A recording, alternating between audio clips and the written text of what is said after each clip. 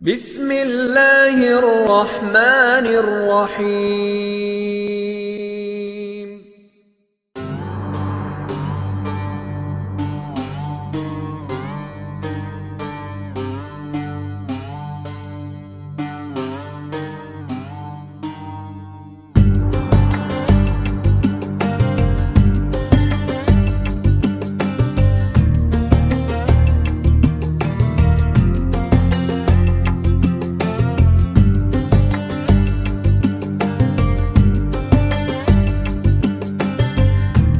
الرحمن الرحیم الحمد للہ رب العالمین والصلاة والسلام علی سید الانبیاء والمرسلین نبینا محمد وعلی آلہ وصحبہ اجمعین الی یوم الدین، اما بعد فاعوذ باللہ من الشیطان الرجیم، بسم اللہ الرحمن الرحیم۔ ان اللہ وملائکتہ یصلون علی النبی یا ایہا الذین آمنوا صلوا علیہ وسلموا تسلیما۔ پڑھیے درود شریف۔ اللہم صلی علی محمد وعلی آل محمد کما صلیت علی ابراہیم وعلی آل ابراہیم انک حمید مجید۔ دیکھیے، درود شریف پڑھنے میں کنجوسی نہیں کرنا چاہیے۔ ہمارے حلقوں میں کچھ کنجوسی کی بو آتی ہے اور بعض حلقوں میں غلو کی بو آتی ہے۔ ایسا بھی نہ ہو کہ کنجوسی ہو جائے۔ کیا خیال ہے آپ کا؟ آپ کا بھی تو خیال ضروری ہے نا۔ تو ایسا بھی نہ ہو کہ کنجوسی ہو جائے اور ایسا بھی نہ ہو کہ غلو ہو جائے۔ تو بات تو یہ ہے کہ کثرت درود نبی کریم صلی اللہ علیہ وسلم پر مومن کی سعادت ہے۔ حضور پر جتنی کثرت سے ہم درود پڑھیں گے اتنا ہی ہمارے لیے سعادت کی بات ہے۔ بروز محشر نبی کریم صلی اللہ علیہ وسلم سے سب سے زیادہ قریب وہ شخص رہے گا جس نے دنیا میں زندگی میں حضور پر سب سے زیادہ درود پڑھے ہیں۔ سب سے زیادہ پڑھنے والا سب سے زیادہ قریب، پھر جو اس سے کم تھوڑا ہوا تو اس سے تھوڑا سا دور، پھر تھوڑا ایسے۔ تو اگر ہم چاہتے ہیں کہ نبی کریم صلی اللہ علیہ وسلم کی سچی قربت بروز محشر نصیب ہو تو ہم کو کثرت درود سے کام لینا چاہیے، یعنی کثرت سے پڑھنا چاہیے۔ اور جمعے کے دن تو خاص طور پر دو اعمال ہیں مسنونات میں سے۔ ایک عمل ہے سورہ کہف کی تلاوت۔ سورہ کہف کی تلاوت جمعے کے دن لازماً پڑھا کریں، کمپلسریلی لازماً۔ 1 گھنٹہ لگتا ہے، ٹھیک ہے نا؟ کتنا؟ میں کہوں 1 گھنٹہ لگتا ہے، اور اس 1 گھنٹے کی برکت سے اللہ ہمارے کام بنائے گا، دجال کے فتنے سے محفوظ کرے گا، اور دجالی دور سے جو ہم گزر رہے ہیں اللہ رب العزت اس میں ہماری خاص حفاظت فرمائے گا۔ ہر کوئی کہے گا یار 1 گھنٹے کا سودا تو آسان ہے۔ پھر میں کہوں نہیں آدھا گھنٹہ، تو آپ کہیں گے لو جی اور آدھے گھنٹے کا ڈسکاؤنٹ۔ پھر 15 منٹ، تو آپ کہیں گے اور اچھا ہوا۔ پھر میں کہوں جناب صرف 10 منٹ لگتے ہیں، کتنے؟ بولیے بھائی، 10 منٹ، صرف 10 منٹ لگتے ہیں، لیکن برکتیں اس کی اتنی زیادہ ہے کہ اس جمعہ سے اگلے جمعہ تک اللہ رب العزت پڑھنے والے کے لیے ایک نور پیدا کر دیتے ہیں جو زمین سے آسمان تک چلتا ہے۔ Only 10 minutes. لیکن یہ سب باتیں کب ہے؟ جب فکر کرے آدمی، اور جب فکر نہ ہو تو کیا ذکر کرے گا کوئی؟ فکر ہونی چاہیے۔ اور دوسرا عمل ہے نبی کریم صلی اللہ علیہ وسلم کی ذات گرامی پر کثرت سے درود۔ کثرت کے لیے علماء نے ایک قاعدہ یہ متعین کیا ہے، قاعدہ تو نہ کہہ لیں آپ، اس کو ترغیبی بات کہہ لیں، کہ کم سے کم 300 مرتبہ ضرور پڑھ لیا کریں۔ 300 مرتبہ تو امید ہے کہ کثرت والوں میں شمار ہو جائے گا انشاءاللہ۔ تو جب بھی آیت کریمہ پڑھی جائے ان اللہ وملائکتہ یصلون علی النبی یا ایہا الذین آمنوا صلوا علیہ وسلموا تسلیما، اللہم صلی علی محمد وعلی آل محمد کما صلیت علی ابراہیم وعلی آل ابراہیم انک حمید مجید۔ اس آیت کے بعد بھی اور جب بھی پیارے آقا علیہ الصلاۃ والسلام کا اسم گرامی آئے، مجھے اور آپ کو تاکیداً اور پابندی کے ساتھ اپنے نبی پر درود پڑھنا چاہیے۔ دیکھو آج اس مسجد میں ہم بیٹھے ہیں، مسلمان ہیں، قرآن سنتے ہیں، دین سنتے ہیں، اللہ کو یاد کرتے ہیں، اللہ سے کہتے ہیں ایاک نعبد و ایاک نستعین۔ یہ سب کس کی وجہ سے؟ یہ حضور نے بتایا تب ہم نے جانا نا۔ حضور نہ آتے، حضور پیغام نہ دیتے، حضور دین نہ سکھاتے، حضور اللہ سے واقف اور متعارف نہ کراتے تو آج ہم مسلمان ہوتے نہ ہوتے، نہ مسجدیں ہوتی، نہ ہم ہوتے، نہ اپنے آپ کو مسلمان ہم کہہ سکتے تھے۔ تو یہ سارا صدقہ کس کا ہے؟ حضور کا ہے۔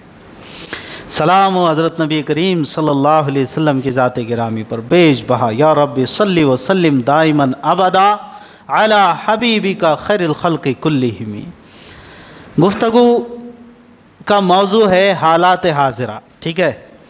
اب حالات حاضرہ کے سلسلے میں ذہن جو جاتا ہے وہ سیاسی حالات حاضرہ۔ اب حالات حاضرہ کی بھی تو قسمیں ہو سکتی ہیں، کیا خیال ہے آپ کا؟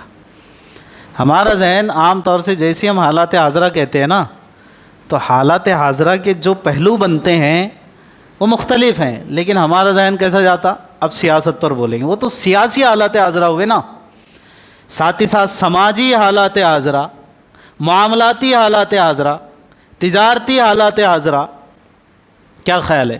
نوجوانوں کے حالات حاضرہ، خواص کے حالات حاضرہ، عوام کے حالات حاضرہ، تعلیمی حالات حاضرہ۔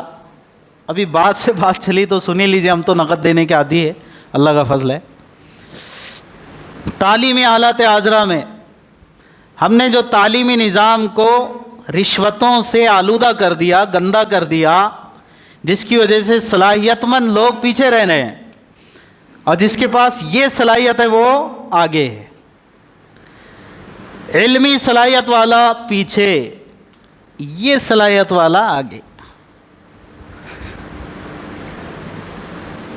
اسکولوں میں، کالجز میں، جہاں جہاں اداروں میں ہمارے اپائنٹمنٹ ہو رہا ہے تو کس بنیاد پہ ہو رہا ہے؟ وہ تو ثانوی درجے کی چیز رہے گی، یہ ساری صلاحیتیں۔ میں انٹرویو بڑا اچھا آپ نے دیا، ریٹن میں آپ بہت اچھے کلیئر ہوئے، ثانوی درجے کی چیز۔ ابھی تو مقدم جو چیز ہونی چاہیے وہ باقی ہے، وہ ہے دھن پتی۔ گنپتی نہیں کہا میں نے، دھن پتی کہا، ٹھیک ہے؟ دھ سے۔ جس کے پاس یہ ہے تو اس کا اپائنٹمنٹ طے ہے، جس کے پاس یہ ہے اپائنٹمنٹ طے ہے، جس کے پاس یہ نہیں ہے، نہیں اب وہ ہے بہت اچھی بات ہے لیکن آپ کے پاس تھوڑا سا، یہ حال ہم نے کر رکھا ہے اداروں کا۔ کہاں سے صلاحیت مند جب لگیں گے نہیں تو بچوں میں صلاحیتیں کہاں سے آئے گی؟ وہ کہاوت ہے نا، الف کا نام بالا نہیں آتا ہے۔ ٹیچر ہو گئے، حال ہو گئے ہیں اللہ ماشاء اللہ۔ ابھی ہمارے دوست سے میں وہی کہہ رہا تھا کہ صورتحال ایسی گمبھیر بھی ہے کہ اگر دھن پتی کی بنیاد پہ لگے ہیں نا تو علامہ اقبال کی ایک آدھی کوئی نظم دے دیجیے آپ، سمجھانا اور فہمائش آگے کی بات ہے، صرف وہ پڑھ کر سنا دے، اس کا صحیح تلفظ کر لے، اس میں جو الفاظ ہیں وہی پڑھ کر سنا دے اور ٹھیک سے کہ بھائی اس کو اس طرح تلفظ کیا جاتا ہے۔ اللہ ماشاء اللہ صورتحال یہ ہے، ہر ایک کو سوچنا چاہیے، یہ بھی حالت حاضرہ ہے، اس کو صحیح کیجئے ورنہ نسلوں کی تباہی ہم اپنے ہاتھوں سے کر رہے ہیں، نسلوں کی تباہی کر رہے ہیں ہم۔ اس کے لیے ذمہ داران وہ ہیں جو سوسائٹیز کے چیئرمینس ہیں، سوسائٹی کے پریسیڈنٹس ہیں، سوسائٹی کے ذمہ داران ہیں، وہ سب ذمہ دار ہیں نا اس کے لیے۔ اتفاق نہیں کر رہے شاید آپ بات سے، کر رہے ہیں نا؟ آپ کو ہو رہا ہے نا اتفاق؟ جزاک اللہ۔ کیونکہ مجھے تو میرا دل چاہتا ہے کہ بھئی سنے بھی تو ذرا رسپانس بھی کرے کہ جی جی ماشاء اللہ۔ شاعر تو نہیں ہوں لیکن شاعرانہ مزاج رکھتا ہوں، ٹھیک ہے؟ شاعروں کو بھی داد چاہیے نا، تو مجھے داد کی ضرورت تو نہیں ہے لیکن میں جو کہہ رہا ہوں کم سے کم لگے کہ آپ گراسپ کر رہے ہیں، اس کو لے رہے ہیں۔ صرف 2 رکعت کے ریچارج کے لیے نہیں بیٹھے ہیں آپ، 2 رکعت کا ریچارج، سمجھ گئے نا؟ تو یہ تعلیمی نظام بھی ہمارا درست ہو تو بچوں کا مستقبل سنورے گا۔ صلاحیت مند ٹیچر حضرات، اساتذہ جب لگیں گے اسکولوں میں تو بھائی وہ صحیح صلاحیتوں کے ساتھ پڑھائیں گے نا، تو بچوں میں صلاحیتیں آئے گی، تو یہی بچے مستقبل کے امام بنیں گے، قائد بنیں گے، لیڈر بنیں گے، ذمہ دار بنیں گے، ایک مثالی انسان بنیں گے۔ بجائے اگر آپ نے اقدار کو یا صلاحیت مند کو لگانے کے، جس کے پاس یہ صلاحیت ہے اس کو لگا دیا، تو ظاہر سی بات ہے کیا ہوگا پھر؟ وہی ہوگا، کونے میں جا کے گٹکے گاتے بیٹھے گا وہ، بچوں کو لگا دے گا کام سے، لکھتے بیٹھو، بیٹھے بچے لکھتے، بچے تو بچے ٹھہرے بھائی۔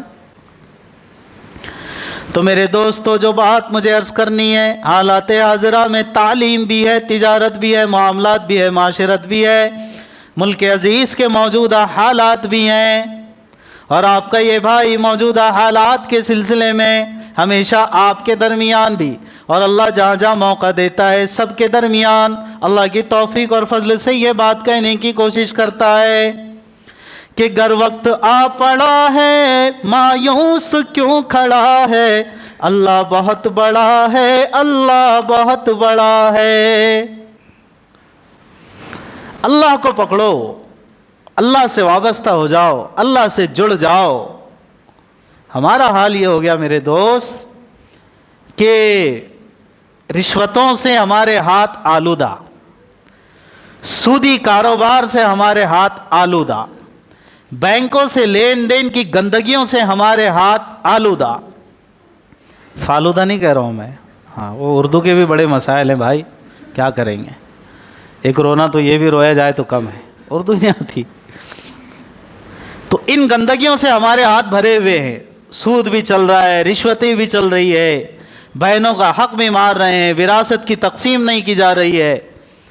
اور یہ جو میں نے تعلیمی نظام پر بھی کہا، کبھی میں کہوں گا چیئرمین حضرات سے جو سوسائٹیز کے ہوتے ہیں، پریسیڈنٹس ہوتے ہیں، اسکولوں کے ذمہ دار، ذرا پوچھ تو لو کسی مفتی سے جا کر کہ بھئی ہم یہ جو پیسہ لیتے ہیں ٹیچروں سے، اس کی کیا حیثیت ہے شرعاً، اس کا حکم کیا ہے؟ آج تو چلنے دو، اس لیے کہ مجھ سے کہا گیا ذرا کھل کے بولو، تو لو کھل گئے، شکر ہے اللہ کا، اللہ کھولتا ہے۔ اورنگ آباد کے کیا پورے ہندوستان کے جتنے بھی ذمہ دار ہیں وہ ذرا اس پہ غور کرے۔ معاف کرنا، دیکھو ہم چوری کا پیسہ کھانے کو حرام سمجھتے ہیں، رشوت کا پیسہ کھانے کو حرام سمجھتے ہیں، یہ ان کی بات کر رہا ہوں جو سمجھتے ہیں اور بچتے ہیں، ٹھیک ہے؟ سود کا پیسہ کھانے کو حرام سمجھتے اور بچتے ہیں۔ ذرا یہ بھی تو پوچھ لو کہ نوکری کے عوض میں جو ہم پیسہ لیتے ہیں اس کا شرعی حکم کیا ہے؟ پوچھ لو ایک بار، میں نہیں بولنے بیٹھا ہوں یہاں، میں ایک مشورہ دے رہا ہوں نا، مشورہ تو دے سکتا ہوں کہ ذرا پوچھ تو لو، پوچھ لو نا، بھلے ہی آپ کے پاس جو گراؤنڈس ہے اس کے وہ ساری ڈیٹیل رکھ کر پوچھو، ہو سکتا ہے کہ آپ جو چاہتے ہیں وہی چیز مل جائے آپ کو، یا پھر اگر خدا نہ خواستہ ویسی نہ ہو جو آپ سمجھ رہے ہیں تو کہیں پیٹ میں حرام تو نہیں جا رہا ہے، تو دنیا تو گزر جائے گی لیکن آخرت میں پکڑ ہو جائے گی، یاد رکھو۔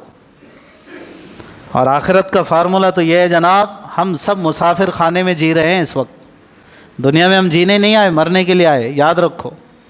اللہ نے اختیار دیا ہے، کر لے جو کرنا ہے آخر موت ہے، ایک دن مرنا ہے آخر موت ہے۔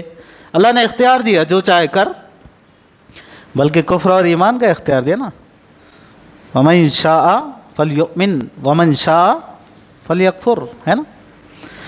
جو چاہے تو ایمان اختیار کرے، چاہے تو کفر اختیار کرے۔ دنیا میں پکڑ نہیں ہے، پکڑ آخرت میں ہے۔ اللہ سے ڈرو، اللہ سے ڈرو۔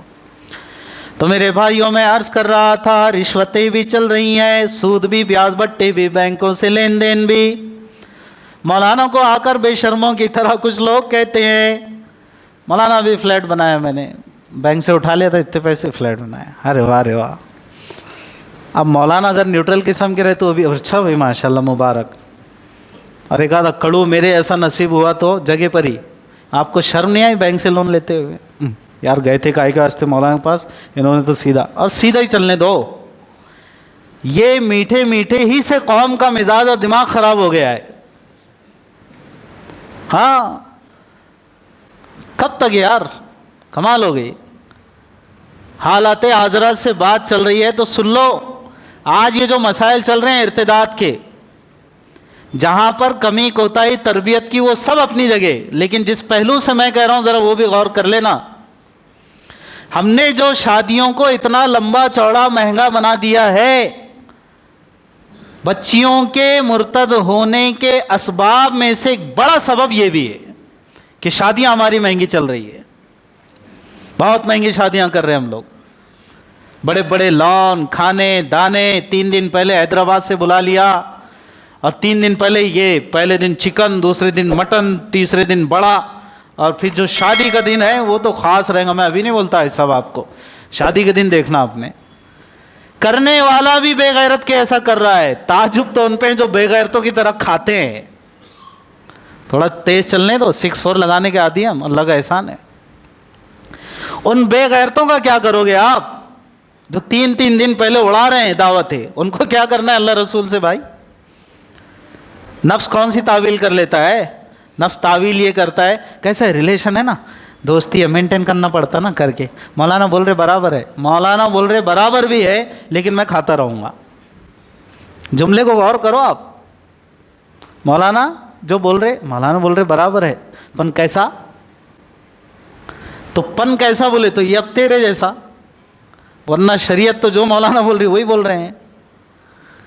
مانتے بھی ہے, وہ صحیح بول رہے, وہ بات صحیح ہے تمہاری, تو جب صحیح ہے تو مان لو نا یار, کرو نا اس کو. نہیں کریں گے کیونکہ پیٹ میں جا رہا ہے یا مزہ آ رہا ہے. ہاں, حاجی صاحب کو چڑھاؤ اور دعوتیں اڑاؤ. او میرے دوست, دنیا میں تو راضی کر لو گے مخلوق کو تھوڑی دیر کے لیے, اللہ کو ناراض کر بیٹھو گے, اللہ نہ کرے. اور یاد رکھو, اللہ راضی چاہے مخلوق ناراض, آپ کامیاب. لیکن مخلوق چاہے پوری کی پوری راضی, اللہ ناراض, ہم ناکام ہیں. یہ قاعدے کی بات ہے. کیونکہ بھاگیں گے کہاں اللہ میاں کو چھوڑ کے؟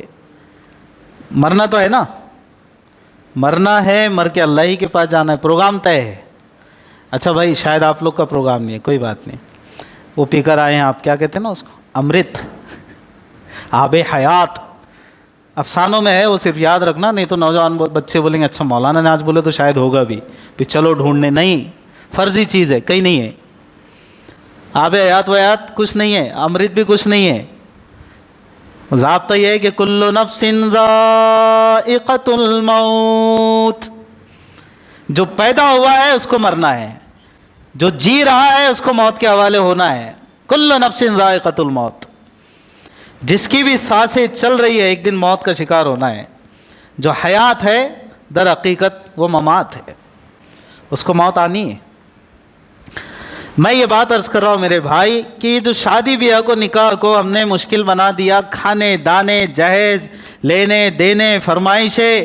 میں صرف آخر میں ایک بات سنا کر اپنی بات کو سمیٹ رہا ہوں, لیکن اس سے پہلے چونکہ آپ جانتے ہیں کہ یہاں پر ایک ماشاءاللہ کئی سارے شعبہ جات چلتے ہیں اور ادارہ اپنی بھرپور خدمت انجام دے رہا ہے. اس ادارے کے لحاظ سے اخراجات لگتے ہیں جو پوری طرح سے گورنمنٹ سنبھالتی ہے, برابر نا.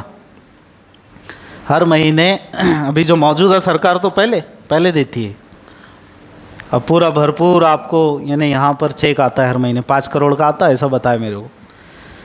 ارے بھائی آپ کو سنبھالنا ہے, اور آپ ہی سنبھال رہے ہیں ماشاءاللہ, آپ ہی کو سنبھالنا ہے نا. اور یہ قوم زندہ ہے الحمدللہ. ہمارے ایک بڑے فرماتے ہیں بزرگ کہ اللہ کا شکر ہے, دنیا میں کوئی قوم نہیں ملے گی جو اللہ کے نام پر, دین کے نام پر اتنا دیتی ہو جتنے مسلمان دیتے ہیں ماشاءاللہ, الحمدللہ. تو ابھی یہ جو چندہ ہو رہا ہے کرو نا اب یار, اس کے بعد تو جلدی کرنا پڑتا. کہاں ہے اچھا وہ عائش نہیں لو, چابی بھر دی ہے تو بسم اللہ. ابھی بیٹھے, جی بہت بہتر ہے. میں تو پھر تو ٹائم ہو جائے گا, اب ہو گیا جو مجھے کرنا تھا میں نے تو کہہ دیا. بھرپور تعاون کیجیے, ٹائم ہو گیا نا چندے کا. آپ نے کہا تھا 35 پر, پھر بھی میں نے 38 پہ شروع کیا. لیکن بہرحال وہ چابی بھرنا کوئی ضروری نہیں. آپ حضرات بہت سمجھے ہوئے ہیں, سنجیدہ لوگ ہیں ماشاءاللہ, زیادہ سے زیادہ دیجیے, اور آپ ہی کے تعاون سے یہاں کے سارے شعبے چلتے ہیں. تو میں عرض کر رہا تھا میرے بھائیو, شادی بیاہ کو ہم نے جو مہنگا اور مشکل بنا دیا, تو دیکھو حالات کیسے بگڑ گئے. پرسوں مسلم پرسنل لا بورڈ کے ذمہ دار تشریف لائے تھے, ان کے ساتھ میٹنگ ہوئی. جو میں نے سنا اور سمجھا وہ آپ کے سامنے نقل کر رہا ہوں کہ ایک جگہ پر اطلاع ملی کہ 2 سگی بہنیں ایک ہوٹل میں, الیاذ باللہ, آگے کی بات سمجھیں آپ, تو اپنی پوری ٹیم کے ساتھ پہنچے. جیسے آج ہم کو اطلاع ملتی ہے تو کیسا, ارے آؤ جلدی, ارے آؤ چلو. اچھا پکڑے گئے تو ہمارا نوجوان کیا غلطی کر رہا، سٹا سٹ دیتا. پہلے اپنی بہن کو کنٹرول کر میرے دوست.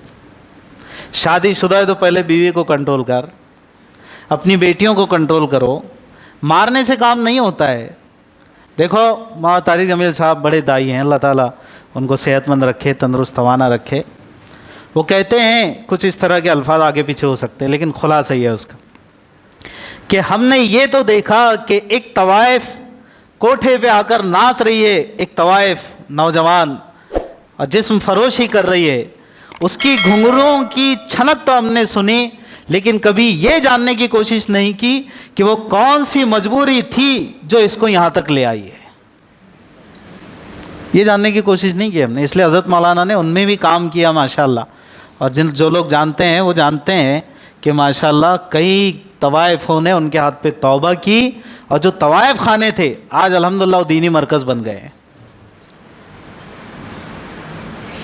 کیونکہ مولانا گئے، جڑ تک گئے، وجہ کو بھانپا اور اس بیماری کا علاج کیا جس بیماری کی وجہ سے یہاں تھی. جواب دیا انہوں نے، ارے مولانا ہم کو کیا مزہ آتا ہے، کوئی شوق ہوتا ہے یہ کیا، نہیں، مجبوری. بھرا ہو پیٹ تو سنسار جگمگا جائے، ستائے بھوک تو ایمان ڈگمگا جائے. ہاں آج ہم یہ تو دیکھ رہے ہیں کہ بچیاں مرتد ہو رہی ہے، نعوذ باللہ. میں کہتا ہوں پوری سوسائٹی اس کے لیے ذمہ دار ہے، پوری مسلم سوسائٹی. کیسے کہ جو شادی بیاہ کے ہم نے لوازمات تکلفات پیدا کر دیے. اب یہ پوری ٹیم کے ساتھ جب پہنچے وہاں، پوری بولے تو ایسا تصور میں 20-25 مت لائیے، جیسا 2-3 جو بھی ذمہ دار پہنچے ان سے بات کی کہ بچیوں ہم آپ کو مارنے پکڑنے دھکڑنے آپ کے گھر پہ فون کرنے نہیں آئے، ہمیں اصل وجہ بتاؤ کہ ماجرا کیا ہے، کون سی مجبوری تھی جو یہاں تک لائی ہے. انہوں نے کہا مولوی صاحب اللہ رسول کو ہم بھی جانتے ہیں، جنت دوزخ ہمیں بھی معلوم ہے، ہمیں یہ بھی پتہ ہے کہ یہ کام حرام ہے، لیکن کیا بتاؤں. ایک بہن نے کہا ہماری بڑی بہن ایک عرصے سے اس کا رشتہ نہیں ہو رہا تھا، ہر آنے والا اپنی کچھ نہ کچھ فرمائش کر رہا تھا. اب کی بات جو رشتہ ہوا ہے تو اس رشتے میں لڑکے والوں نے شرط لگائی کہ یہ دیجئے یہ دیجئے یہ دیجئے. ہمارا باپ ایک معذور غریب آدمی ہے، گھر پہ پڑا ہوا ہے، کما نہیں سکتا.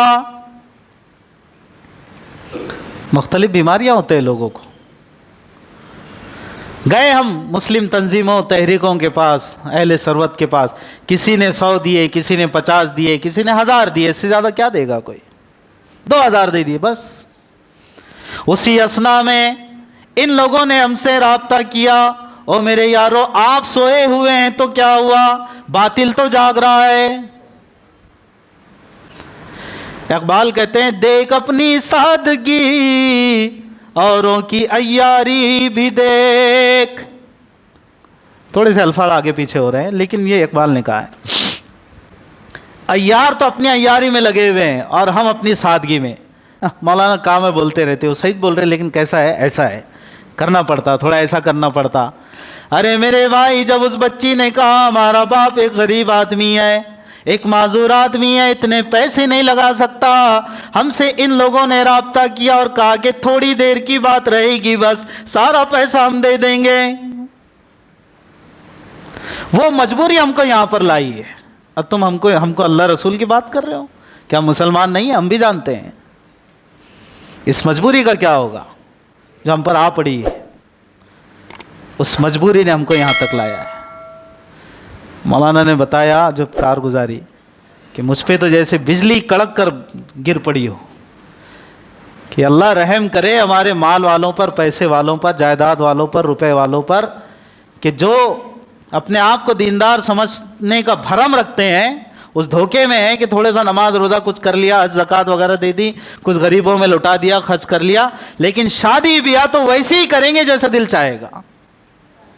انا للہ و انا الیہ راجعون. اور پھر کیسے بیٹی کے کندھے پہ بندوق رکھ کر چلا رہے ہیں. کیسے چلا رہے بتاؤں میں آپ کو. بڑے بڑے دیگا لگ رہے، کھانے دانے لون ایسا ویسا. اور ان سے اگر کہا جائے، سن لیجئے، آپ کو میں بتاتا ہوں چور کیسے پکڑا جاتا ہے. ان سے کہا جائے کہ جناب ایک کام کیجئے نا، جتنا پیسہ آپ بیٹی کے لیے خرچ کر رہے کھانے دانے پر، کیوں کر رہے؟ نہیں، بچی کا جیسے کیسا لگنا نا اس کو شادی دھوم دھام سے، کوئی بات نہیں، وہ سارا پیسہ آپ یہ مت کرو، وہ سارا پیسہ بیٹی کو دے دو. کیا جواب رہے گا بتاؤں میں آپ کو؟ جواب یہ نہیں، وہ تو ہے انشاءاللہ، ارادے ہیں نا ہمارے، آگے چل کے اللہ جانتا ہماری نیت ہے، ارادے ہے، پر اندر سے ذرا چور کیا کام کر رہے ہیں، ہم کو ذرا ہمارے ارمان نکالنے دو نا یار. دوستوں میں بھی تو دکھانا پڑتا ہے ہماری شان کیا ہے. بھلے ہی بعد میں بچی پریشان رہے، کرائے کے گھر میں رہے، داماد بیچارہ مختصر روزی کماتا ہو، وہ بچے پریشان رہے، وہ رہے، بیٹی رہے، چلتا. شادی کے ٹائم تو اپنے ارمان نکالنا ہے، کیونکہ دنیا کو دکھانا ہے I am something, I am a rich man. یہ صورتحال ہے ابھی اس وقت کی. کیوں نہیں اتنا پیسہ دے دیتے؟ میں نے ایک جگہ بیان کیا کہ ماشاءاللہ شہر میں ایسے سمجھدار لوگ بھی ہیں جنہوں نے اس طرح کا خرچ جب دیکھا کہ یار لوگ کھائیں گے پیئیں گے ماشاءاللہ کہہ کر چلے جائیں گے. میں نہیں کروں گا جب شریعت بھی اجازت نہیں دیتی. 6 اعمال کا نام نکاح ہے، 2 فرض ہے 1 واجب ہے. دیکھو 2 فرض 1 واجب اور 3 سنتیں ہیں، کتنے ہو گئے؟ 6. 2 فرض کیا ہے؟ ایجاب قبول. 1 فرض ہو گیا، 2 فرض میں سے 1 فرض ایجاب قبول، اور دوسرا فرض ہے 2 شرعی گواہوں کی موجودگی. 2 ہو گئے، ٹھیک ہے. 1 واجب ہے مہر. اب 3 ہے سنت، خطبہ نکاح، چھوارے تقسیم کرنا، اور اپنی وسعت بھر شرعی دائرے میں رہتے ہوئے ولیمہ کرنا. ہو گیا نکاح. اب اس کے بعد جتنے ایڈیشنز ہیں، جتنے اضافے ہیں، جتنی ایڈیشنل چیزیں ہیں، وہ شریعت اور شرعی نکاح سے ہٹ کر ہے. جب وہ ہو رہی ہے اس کا مطلب فساد پیدا ہوگا. یاد رکھو برکت اور مدد اللہ کی اور رحمت تو پیارے نبی کے طریقے ہی میں ہے. بس اس سے ہٹ کر جو بھی طریقہ اختیار کیا جائے گا اس میں نحوست رہے گی، بے برکتی رہے گی. انہوں نے اسٹیمیٹ لگایا، ایک آخری بات سن لو، کہا کہ اتنی رقم ایسی ہوگی لوگ کھائیں گے پیئیں گے. ہو گیا. میں نے وہ کیا ہی نہیں، عین سنت کے مطابق نکاح کیا. اس بجٹ کا صرف 50% اپنی بیٹی کے لیے طے کر لیا. داماد کو ایک جگہ پر جہاں فیکٹری وغیرہ لگائی جا سکتی تھی فیکٹری لگا کر دی، اس کا مالک بیٹی کو بنایا، اس پورے نظام کا، اس پوری فیکٹری کا، اس پوری جگہ کا. یہ بھی میں نے کیا قاعدے کی روح سے. لیکن داماد کام کرے گا، مطلب محنت کرے گا، اس کا ایک اونر بن کر جو بھی کہہ لیجیے آپ. آج الحمدللہ 2 سے 3-4 لاکھ روپے اس سے وہ مہینہ کما رہے ہیں، زندگی ہنسی خوشی گزر رہی ہے. وہ کھا لیے پی لیے ماشاءاللہ. ایسا کیا صاحب آپ کے ہاں تو دیکھنے کچھ کام نہیں. اس سے فائدہ تھا بیٹی کو، یا آج جو بیٹی فائدہ اٹھا رہی ہے اس سے فائدہ ہے؟ تو میں عرض کر رہا ہوں ایسے مالداروں سے کہ خدا کے واسطے بیٹیوں کے کندھوں پر بندوق رکھ کے مت چلاؤ. سیدھا سیدھا بولو کہ وہ بیٹیوں کو کرنا ہے نہیں کرنا ہے وہ آگے کا چھوڑو. آج تو ہمارے ارمان ہم کو نکالنا ہے، اور مولانا ہم کو سمجھاؤ مت، ہم اپنے دل کے چور پہ کام کر رہے. سیدھا بول دینے کا نا، کیا کچھ چپ بیٹی کا نام لینے کا؟ کیا خیال ہے آپ کا؟ تو میرے بھائیو حالات بہت بگڑے ہوئے ہیں. اسی وجہ سے ہماری معاشرت معاملات چونکہ بگڑے ہوئے نا، تو اللہ رب العزت دنیا کے بھی حالات کو بگاڑ دیتے ہیں. ایک عام قاعدہ ہے یہ، تم اچھے بنو حالات اچھے بن جائیں گے، تم برے ہو جاؤ گے حالات اللہ بگاڑ دیں گے، اور خبیثوں کو اور پلیدوں کو ہمارے سروں پہ مسلط کر دیں گے. اللہ کا قاعدہ ہے یہ. تو پلیدوں سے اگر بچنا ہے، خبیثوں سے اگر بچنا ہے، اللہ رسول کے حکموں پر زندگی گزارنا پڑے گی. اللہ مجھے آپ کو ہم سبھی کو عمل کی توفیق عطا فرمائے. بگڑے ہوئے حالات کی درستگی میں ہم سب کو فراست اور بصیرت کے ساتھ زندگی بسر کرنے کی توفیق عطا فرمائے. ہماری نسلوں کی حفاظت فرمائے، بچیوں کی حفاظت فرمائے، اور خوب دین کے اعتبار سے، سنتوں کے اعتبار سے اپنے معاملات معاشرت اخلاق کو نبھانے کی، کر گزرنے کی توفیق عطا فرمائے. وآخر دعوانا الحمد للہ رب العالمین. السلام علیکم ورحمۃ اللہ وبرکاتہ.